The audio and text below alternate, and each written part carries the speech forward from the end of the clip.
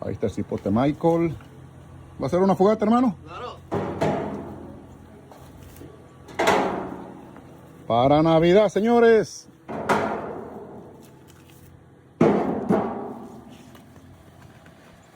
Michael, ¿y cuántas bolsas trajo Chalino? No, hombre, ese tipo es viejo tacaño. Oh, Yo oh. fui a comprar todo eso. ¿Tú lo compraste? Claro. Mío, pero si eres nuevo trabajando en la finca y ya... Hay que invertir. No, compadre, entonces ruégale a Dios que te paguen.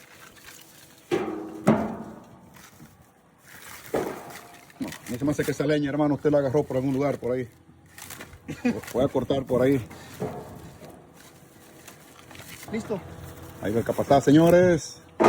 El chamo, el bebé. El bebé en casa. Así le dicen, el bebé. Sí. Es que tiene la carita De bebé. de bebé. De bebé malicioso. Ahí para terminarlo el viernes. Pajerote.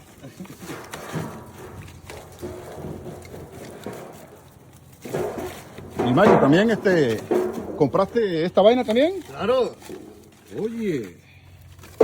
Todo compré. Ah, ok. Para la fogata del 24. Órale.